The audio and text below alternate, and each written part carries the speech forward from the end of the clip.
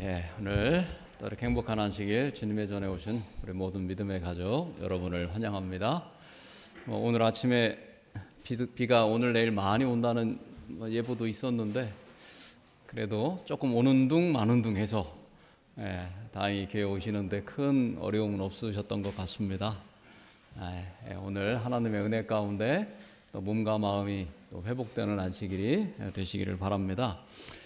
앞에 보시면 이게 웬 현수막인가 궁금한 마음이 좀 있으신 분이 계실 겁니다. 보니까 저희 교회에서 특별 부흥회를 하네요. 특별 부흥회를 하는데 이 강사가 누굴까요? 아주 유명한 분인데 접니다. 제가 강사고요. 이 제목에 나와 있는 것처럼 개인 신앙 개혁과 저녁 예배 회복을 위한 특별 신앙 부흥회를 6월 21일 금요일부터 시작해서요. 7월 6일 안식일까지 금요일 안식일, 금요일 안식일 이렇게 6번에 걸쳐서 진행을 합니다. 그래서 오늘 우리의 신앙을 어떻게 회복할 것인가, 또 내가 신앙생활을 하고 있는데 왜 나는 이 뜨거움이 없는 걸까? 도대체 어떤 이 해결 방법이 있는 걸까?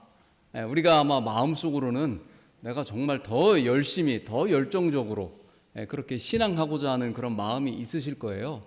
근데 왜 그게 안 될까 하는 것입니다. 그 근본적인 이유와 원인을 찾아보는 것입니다. 그리고 그러한 것들을 우리가 해결할 때 우리의 믿음과 신앙이 더욱더 뜨거워질 수 있고요. 신앙의 열정을 회복할 수가 있는 것입니다. 그래서 그러한 특별한 집회로 시간을 준비했고요. 그때 좀 참석을 많이 하시면 신앙에 큰 유익이 있을 것이라고 생각을 합니다. 자, 그래서 여기 보면 필독 도서가 있죠? 그게 이 책입니다. 이 책이고요. 개인적 신앙 부흥의 단계라고 하는 책이고요. 이 책을 이 기간 동안에 우리 모든 분들이 좀 다 한 번씩 읽어보시면 될 것 같아요. 그렇게 두꺼운 책은 아닙니다. 좀씩 시간을 내시면 한 번씩 읽으실 수 있을 것 같아요. 아마 읽어보신 분도 계실 겁니다. 그래서 이 책을 좀 보시면 되고, 그 다음에 또 하나는요, 영성 생활 노트라고 해서 이 책을 읽으시면서 거기에 느낀 점, 내가 묵상했을 때 하나님께서 나에게 들려주시는 그러한 내용들을 기록하고요. 그 다음에 여기 보면 기도 제목을 또 기록하는 책이 있습니다. 그래서 우리가 항상 말씀을 보고 또 기도를 습관화하는 것이 우리의 신앙생활에 있어서 아주 중요해요. 그래서 이 기도 제목을 여기에 적어 놓으시고, 그 다음에 그 기도가 응답된 것도 적으셔야 돼요. 하나님께서 나에게 어떻게 응답하셨는지 그 응답의 경험은 우리의 신앙생활에 있어서 확신을 줍니다. 그래서 또 내가 기도한 대로 하나님께서 응답하지 않으실 때도 있어요. 그런데 보니까 응답인 것들이 있는 것이죠. 그러한 것들을 여기에 같이 기록을 하시면 나중에 시간이 지나고 나면요, 내가 이때 이렇게 기도했는데 하나님께서 이렇게 응답을 하셨구나, 이런 어떤 생생한 신앙의 경험들이 여기에 기록이 되는 것입니다. 자, 이러한 노트니까요, 이것을 가져다가 기록을 하시면서 말씀을 묵상을 하시는 그런 이제 좀 이 주간 특별 기간으로 좀 보내려고 합니다. 그래서 이것은 다음 주부터 금요일부터 나눠 드릴 것이고요. 그래서 이것은 그냥 다 원하시는 분 다 나눠 드리고요. 그 다음에 이 책은 구입을 하시기 바랍니다. 책이 와 있고요. 이것은 4,000원이고요.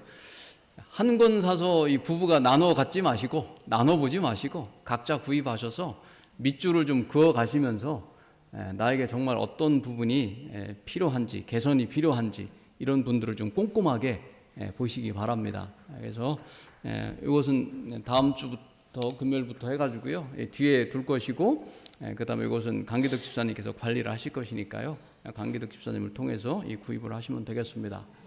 자, 그래서 이번 기간을 통해서 우리의 믿음과 신앙이 좀 다시 한번 한 발자국 더 앞으로 나가고, 또 영적으로 더욱 뜨거워지고 또 신앙을 더욱더 회복하시는 그러한 기간이 되기를 바랍니다.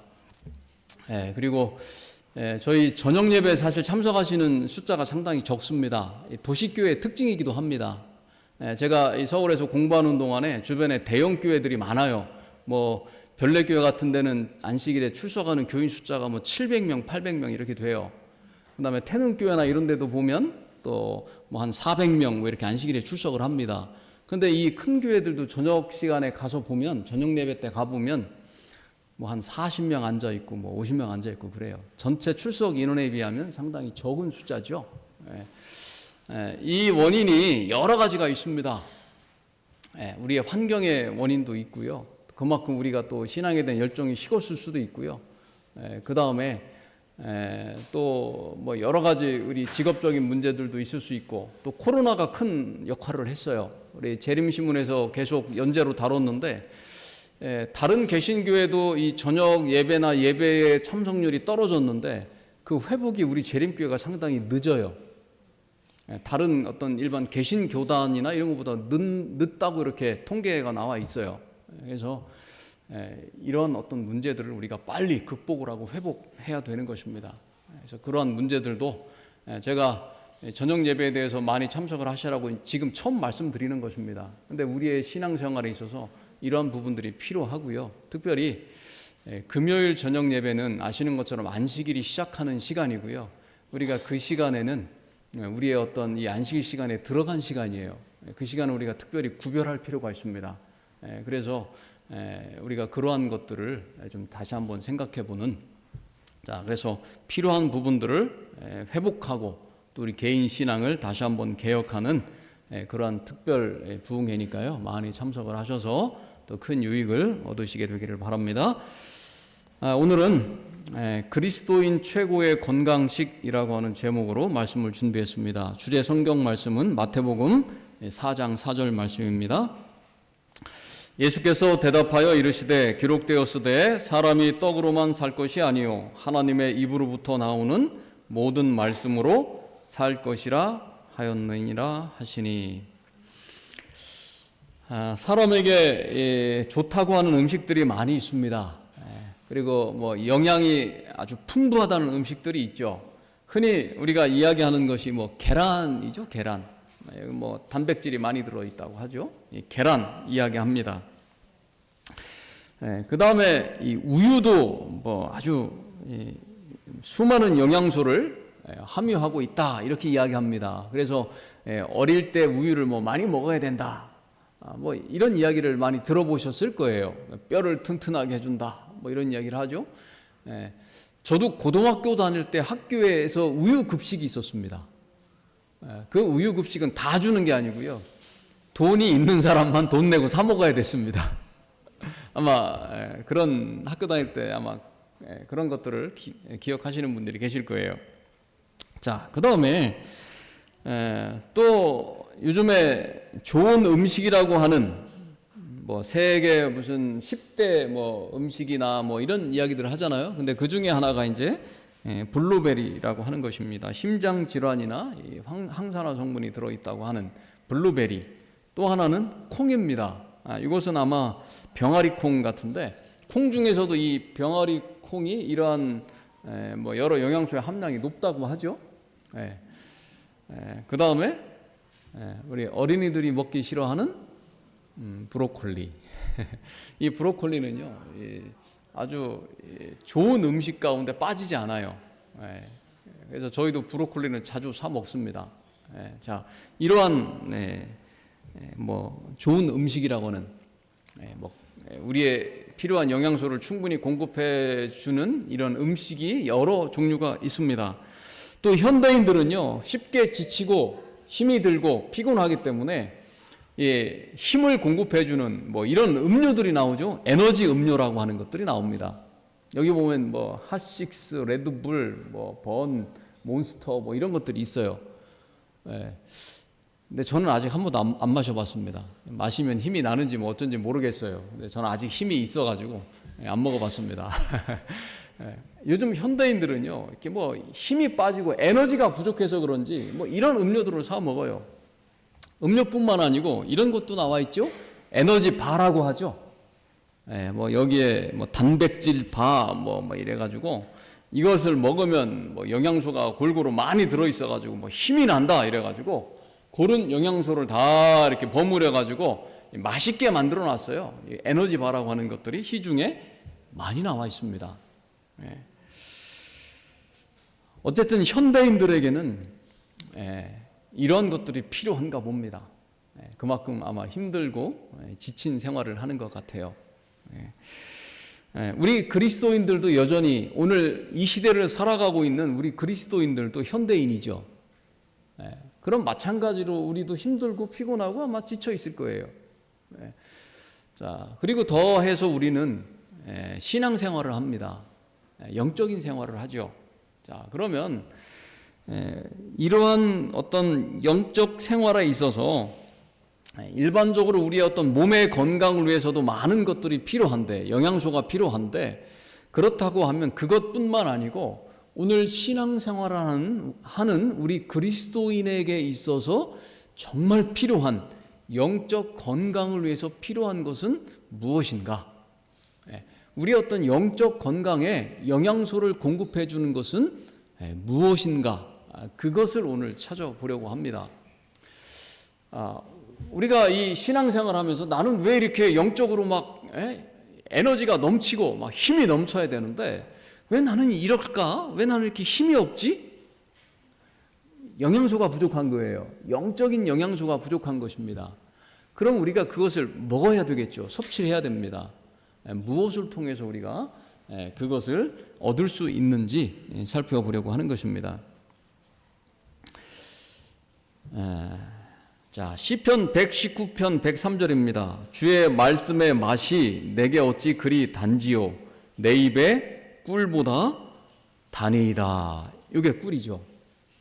꿀은 달죠. 근데 하나님의 말씀을 딱 먹어봤더니 막 꿀처럼 달다는 거예요. 아니 이게 도대체 무슨 소린가? 하나님의 말씀을 먹으면 자꾸 잠만 새록새록 오는데 이 하나님의 말씀을 먹었더니 꿀처럼 달다니 도대체 이게 무슨 말씀인가? 자, 여러분 시편 119편은 누가 썼을까요? 시편 119편의 그 앞에 보면 누가 썼다 이렇게 시편에 보면 이름이 나오는데 시편 119편은 이름이 안 나와요. 근데 이 시편 119편은 다윗이 썼습니다. 다윗이 썼어요. 다윗이 뭐라고 이야기했냐면 주의 말씀의 맛이 내게 어찌 그리 단지요 내 입에 꿀보다 더 답니다. 그러면 다윗이 하나님의 말씀을 자주 묵상했을까요? 안 했을까요? 달고 맛있는데 자주 했겠죠. 그렇죠?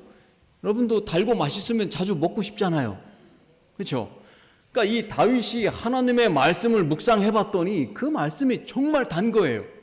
그래서 다윗은요 하나님의 말씀을 날마다 묵상을 했어요. 사실 다윗은요 뭐 시간적인 여유가 있거나 마음이 여유 있는 사람이 아니었어요. 도망 다닐 때는 사울에게 맨날 쫓겨다니느냐고 마음이 늘 조급했고요. 그가 왕이 됐을 때는 어떻게 했어요? 왕의 일을 하느냐고 그의 마음과 정신을 항상 분주하고 바빴어요. 그런데 다윗은요 이러한 시편을 기록한 거예요. 주의 말씀의 맛이 얼마나 내 입에 단지 내가 주님의 말씀을 날마다 묵상합니다. 자, 다윗이 그런 삶을 살았습니다. 그랬더니 다윗이 어떤 사람이 되었어요? 하나님의 마음에 합한 사람. 우리 개역개정엔 하나님 마음에 맞는 사람이 되었습니다. 여러분 말씀을 묵상하고 그 말씀을 날마다 먹으면서 살았더니 그 사람이 어떤 사람이 되었어요? 하나님의 말씀에 하나님의 마음에 맞는 사람이 되었다는 것입니다. 자, 복음전도 138페이지에 보면요 하나님의 말씀은 신령한 양식이므로 우리를 성화시켜주고 의롭게 해준다. 자, 그래서 이 하나님의 말씀 가운데는 신령한 영양분이 있어서 영적 양식을 위한 식욕을 만족시켜 준다. 자, 하나님의 말씀은요 신령한 양식이기 때문에 우리를 성화시켜 주고요 변화시켜 줘요. 다윗이 때로는 실수도 했지만 그는 끝내 결국은 어떤 사람이 됐냐면 하나님의 마음에 맞는 사람이 되었습니다. 그도 약점도 있었고요, 실수도 했고 큰 죄도 저질렀어요. 근데 그가 날마다 하나님의 이 말씀을 묵상하고 그 말씀을 양식으로 삼아 살았더니 그 인생의 결론은 뭐예요? 하나님의 마음에 딱 맞는 사람으로 변화되었다는 것입니다. 그러면 하나님의 말씀은 이러한 힘이 있는 것입니다. 그래서 육신의 양식보다 더 중요한 것이 바로 영적 양식인 것입니다. 마태복음 4장 4절에요. 예수께서 대답하여 이르시되 기록되었으되 사람이 떡으로만 살 것이 아니요 하나님의 입으로부터 나오는 모든 말씀으로 살 것이니라. 떡으로만 사는 것이 아니고요, 그리스도인은 말씀으로 사는 것입니다. 우리가 밥을 먹지 않으면 쇠약해지고 결국은 죽어요. 그리스도인이 말씀을 먹지 않으면 결국 영적으로 점점 쇠약해지고 그 다음에 어떻게 돼요? 영적으로 죽는 것입니다. 그래서 하나님의 말씀은 우리에게 정말 중요한 거예요. 자, 현대인의 성경은요, 마태복음 4장 4절을 어떻게 번역했냐면, 그러나 예수님은 마귀에게 이렇게 말씀하셨다. 성경에는 사람이 빵으로만 살 것이 아니라 하나님의 모든 말씀으로 살아야 한다라고 쓰여 있다. 자, 사람은요, 하나님의 말씀으로 살아야 한다는 것입니다.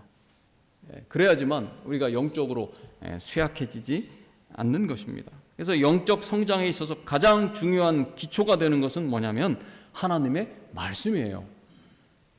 말씀이 빠지면 다른 것들은 나중에 다 쓰러져요. 왜냐하면 말씀이 기초이기 때문에 그렇습니다. 양식이기 때문에 그래요. 자, 우리가 건강을 유지하기 위해서 운동도 하고 뭐 산책도 하고 뭐 이렇게 다 해요. 근데 제일 중요한 영양분을 섭취하지 않으면 결국은 운동하다 쓰러져요. 그렇죠? 가장 중요한 기초를 충분히 섭취하지 않았기 때문에 그렇습니다. 마찬가지예요. 우리가 하나님의 말씀을 충분히 묵상하고 섭취하지 않으면 우리가 하는 모든 종교적인 활동도 결국은 우리를 쓰러지게 만들어요. 왜요? 가장 중요한 기초가 되는 영양분이 없기 때문에 그렇습니다. 그래서 우리는 가장 중요한 말씀을 섭취해야 되는 것입니다. 요한복음 6장 68절에 보면요, 시몬 베드로가 대답하되 주여 영생의 말씀이 주께 있사오니 우리가 누구에게로 가오리까? 우리는 말씀 곁에 머물러야 하는 것입니다. 목사와 복음 교역자에게 보내는 권면에 보면요, 성경 곧 하나님의 말씀은 생명의 떡이다. 자, 하나님의 말씀이요, 우리를 영적으로 살려주는 생명의 떡인 것입니다. 그래서 우리가 날마다 하나님의 말씀을 먹는 그런 삶을 살아가야 되는 것입니다. 그래서 성경은 하나님의 말씀으로 우리가 살아야 된다고 하는 것을 계속 말씀하시는 것입니다. 말씀 없이는 영적 생명이 유지되지 않는다는 거예요. 자, 여러분, 오늘 우리가 얼마나 하나님의 말씀을 날마다 먹으며 살아가고 있습니까? 우리가 하루에 한 번, 적어도 한 번 하나님의 말씀을 읽고 묵상하고 그 말씀을 오늘 나의 양식으로 삼고 살아가고 있습니까? 우리의 삶이 분주해지고 여러 가지 일들 때문에 우리의 삶이 참 피곤해요. 그렇기 때문에 때로는요, 우리가 하나님의 양식인 말씀 없이 살아간다는 것입니다. 그러면 결국 우리는 영적으로 지치고 쓰러져요. 결국은 영적으로 죽음에 이르는 것입니다. 이것이 성경이 우리에게 가르쳐주는 우리 신앙의 원리예요. 자, 베드로전서 1장 23절입니다. 너희가 거듭난 것은 썩어질 씨로 된 것이 아니요 썩지 아니할 씨로 된 것이니 살아있고 항상 있는 하나님의 말씀으로 되었느니라. 우리가 하나님 안에서 영적으로 성장하고 자라나고 새로워지는 것, 거듭나는 것도 다 뭘로 되는 거예요? 보니까 하나님의 말씀으로 되는 거예요. 우리가 노력한다고 되는 게 아니에요. 내가 정말 하나님 안에서 거듭나야지, 내가 새로워져야지, 내가 모든 사람들에게 사랑을 베풀고 친절을 베풀고 그리스도인의 모습을 잘 드러내야지 결심한다고 되는 것이 아닙니다. 그것은 무엇으로 되는 거예요? 하나님의 말씀으로 되는 거예요. 네.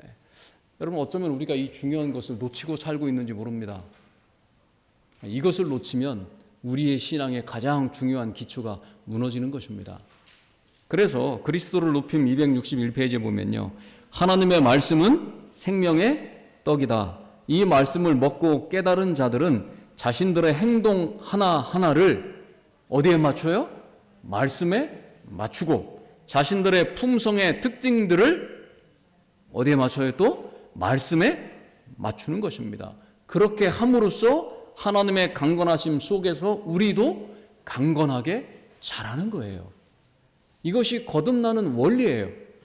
우리가 영적으로 성장하고 튼튼해지는 원리라고 하는 것입니다. 근데 우리는 이것을 중요한 것을 빼먹고 신앙을 하려고 해요. 그러다 보니까 영적으로 자꾸 힘이 없어져요.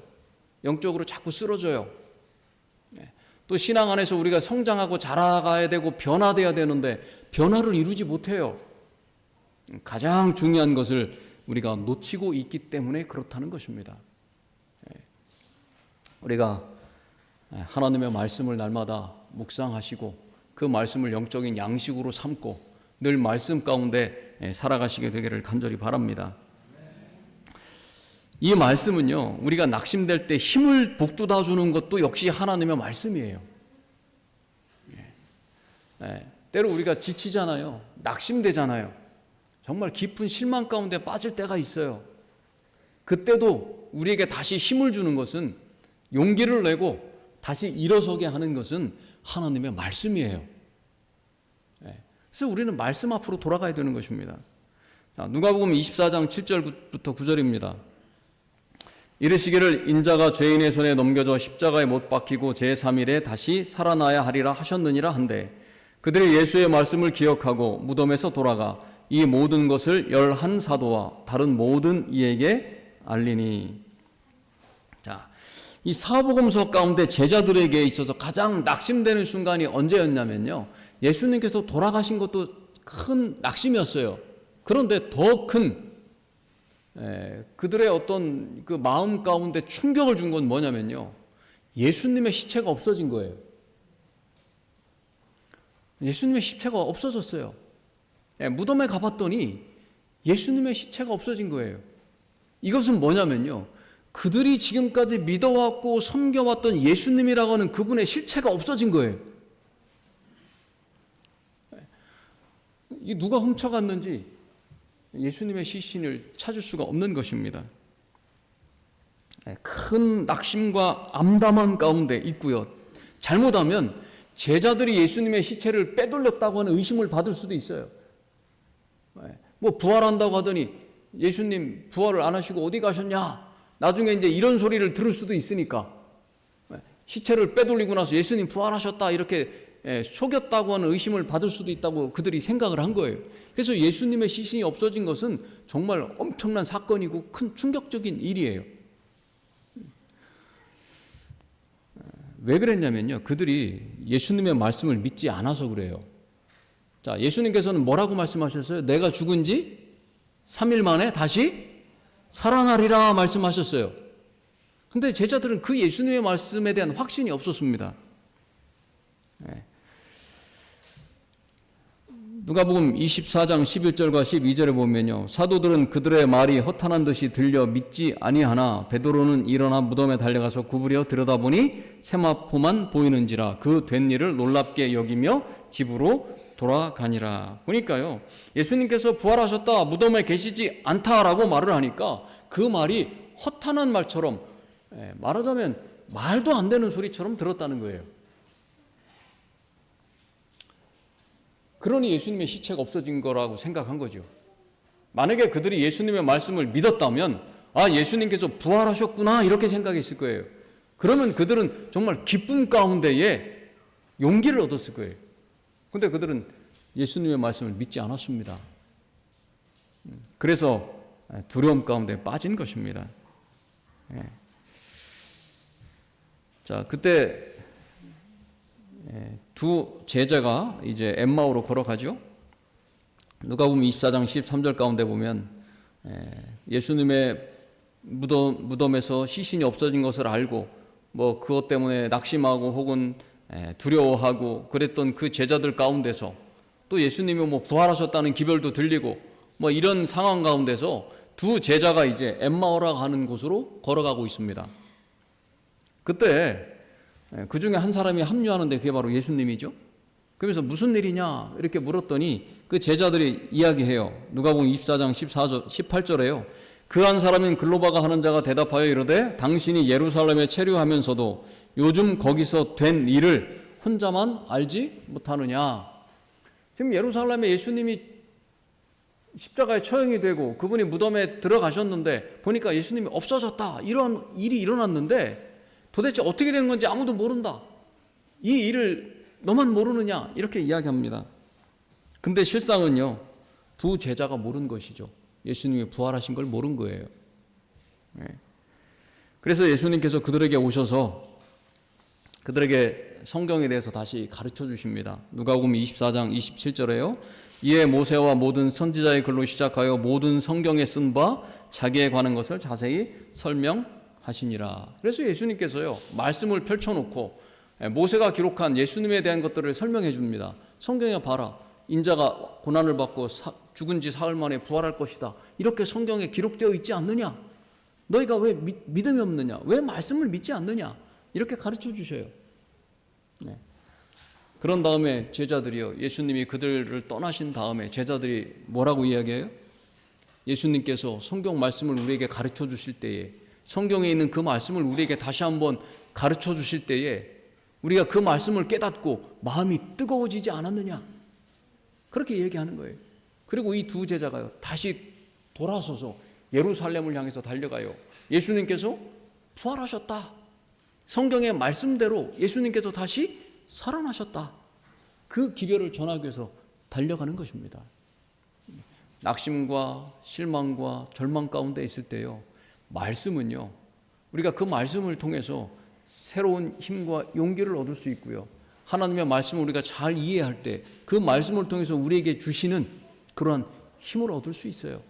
그리고 하나님께서는 그러할 때 그 말씀을 우리가 잘 깨달을 수 있도록 도와주신다는 것입니다. 유명한 수영선수입니다. 마이클 펠프스라고 하는 수영선수예요. 이 수영선수는요, 자기가 딴 금메달을 목에 걸어봤더니 이렇게 되는데 이게 올림픽 금메달만 걸었어요.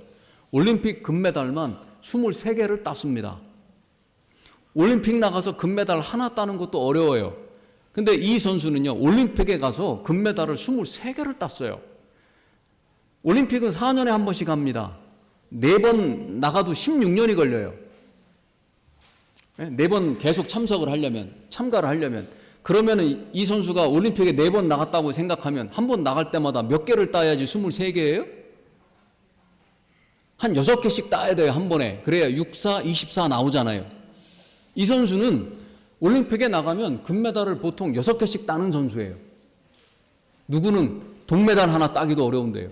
우리나라는 동메달 하나 따면, 그 올림픽에서 동메달 따면 군 면제도 해주는데, 이 사람은 23개를 땄습니다. 금메달은 23개인데요. 동메달은 3개인가 4개밖에 없어요. 금메달 따기가 더 쉬워요. 대단한 선수죠? 그런데 이 선수가 어떻게 이렇게 할 수 있었을까?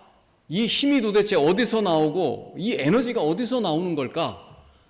이 선수의 식단을 좀 찾아봤습니다. 맨 위가 아침입니다. 선수 생활할 때 저렇게 먹었어요. 아침에 저렇게 먹습니다. 뭐 무슨 죽을 1kg를 먹어요, 혼자. 샌드위치 3개를 먹고요. 오믈렛, 계란 5개 들어가서 만든 오믈렛을 먹고, 토스트를 설탕 많이 뿌려가지고요. 저기 있는 저 새조각구이죠. 그거 먹고, 팬케이크는 저 위쪽에 보면 또 조각이 보이잖아요. 그거에 초코칩 뿌려서 먹고 커피 2잔을 마십니다. 저게 혼자 먹는 아침 식사예요. 한 가족이 먹어도 되겠어요. 저렇게 먹습니다. 그 다음에 이제 점심은요. 여기 밑에 점심은 어떻게 먹냐면요. 파스타 500g은요. 성인 4인분이에요. 혼자 4인분을 먹습니다. 그 다음에 샌드위치 저기 있는 거 2개를 먹는데 뭐 햄, 치즈, 마요네즈를 듬뿍 넣어서 먹습니다. 그리고 밑에 저 위에 보면 에너지 드링크를 먹는데요. 4병을 먹습니다. 한 병에 1000kcal예요. 4병을 먹으면 4000kcal입니다. 성인 남자 한 명이요. 하루에 필요한 열량은 2500에서 2700kcal입니다. 이 사람은 마시는 점심으로 먹는 저 음료수만 먹어도 성인의 1.5배의 하루 필요한 영양소를 다 먹는 거예요. 이렇게 먹어요. 저녁은 어떻게 먹냐면요. 역시 파스타 4인분을 먹고요. 라지 사이즈 피자 한 판을 혼자 다 먹고요.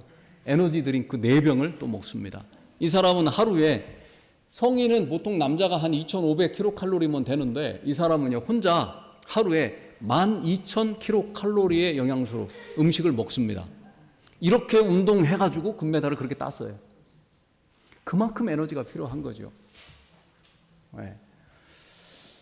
자, 여러분 오늘 우리는 영적인 양식을, 영적인 영양소를 얼마나 먹으면서 살아가고 있습니까? 저렇게 올림픽 나가서 금메달 딸래도요, 저렇게 영양소가 필요하고 영양분이 필요해요. 오늘 우리는요, 구원을 향해서 달려가는 사람들이에요. 우리의 믿음과 신앙을 사단이 정말 우리를 넘어뜨리려고 유혹하고 시험하는 이러한 세상에서 오늘 우리가 살아가고 있어요. 우리가 그것을 이겨내고 정말 믿음 가운데 굳게 서는 그러한 영적인 힘을 갖고 살려면 얼마나 많은 영양소가 필요하겠어요. 그 영양소는요, 하나님의 말씀에서 나오는 것입니다. 말씀 없이는요, 우리는 영적으로 건강하게 살 수가 없는 거예요. 마태복음 4장 4절 말씀이죠. 주제 성경 말씀이에요. 예수께서 대답하여 이르시되 기록되었으되 사람이 떡으로만 살 것이 아니요 하나님의 입으로부터 나오는 모든 말씀으로 살 것이라 하였느니라. 오늘 우리가 하나님의 말씀으로 사시게 되길 바랍니다. 다른 것에 우리의 어떤 필요를 채우려고 하지 마시고 하나님의 말씀으로 채우시게 되기를 간절히 바랍니다. 교회에 보내는 권면 87페이지입니다. 반드시 영혼은 생명의 떡을 먹도록 하라. 반드시 먹으라는 것입니다. 그렇게 할 때 얼마나 우리에게 유익을 가져다 주는지 그것은 평가할 수 없을 정도로 엄청난 유익을 우리에게 가져다 준다는 거예요. 이 양식은요, 각자 드셔야 됩니다. 각자 자기에게 정해진 분량을 각자 드셔야 돼요. 오늘 안식일에 오셔서 제 설교 한번 듣고 가셔서 그걸로 일주일 이렇게 양분으로 삼으려고 하지 마시기 바랍니다. 매일 각자 드실 걸 드셔야 돼요. 출애굽기 16장 31절에 보면요, 이스라엘에 만나가 내렸죠? 네, 만나가 내렸습니다. 그리고 출애굽기 16장 16절에 보면 뭐라고 명령하셨냐면 한 사람의 얼마씩 한 오멜씩 거두라 이렇게 되어 있어요. 한 오멜은 약 2.3리터 정도 됩니다. 페트병 하나 가득 채우는 정도죠. 각 한 사람씩 한 오멜씩 걷어서 각 사람이 매일매일 먹어야 되는 거예요. 그것을 한 번에 많이 걷어서 한 번에 다 먹는다고 되는 게 아니고요. 한 번 먹고 일주일 동안 사는 게 아니에요. 만나가 아무리 생명을 주는 양식이어도 그것은 각자의 분량을 매일매일 먹어야 됐습니다. 생명의 말씀이요, 우리에게 생명을 주는 능력이 있어도 우리가 매일매일 각자의 양식을 먹어야 되는 것입니다. 목사와 복음교역자에 보내는 거면 385페이지입니다. 생명의 떡을 각자가 먹어야 한다. 개인적으로 우리는 그것을 취함으로 영혼과 육체와 마음이 그 변화시키는 능력으로 소생함을 얻고 굳세어져서 예수 그리스도의 마음과 성품에 동화되어야 한다. 각자가 먹을 때 그런 힘과 능력을 얻게 되는 거예요. 매일 먹어야 됩니다. 오늘 우리의 신앙의 습관을 한번 점검해 보시기 바랍니다. 나는 매일 하나님의 말씀을 먹고 있는가? 내게 필요한 분량을 나는 날마다 말씀을 섭취하며 살아가고 있는가 하는 것입니다. 이것은 각자가 먹어야 하는 것입니다. 그래야 오늘 우리의 삶에 영적으로 힘이 생기고 변화가 일어나는 것입니다. 그리스도인에게 가장 좋은 양식은 바로 하나님의 말씀인 것입니다. 모든 그리스도인들은 매일 각자의 양식을 먹어야지만 이러한 힘과 능력 가운데 살아가는 것입니다. 우리 모든 믿음의 가족들이, 우리 새천안교회 모든 우리 성도님들이 매일 하나님의 말씀을 통해서 새 힘을 얻고 그 말씀을 통해서 영적으로 날마다 건강하게 살아가시는 저와 우리 모든 성도님들 되시기를 간절히 바라면서 말씀 마치겠습니다.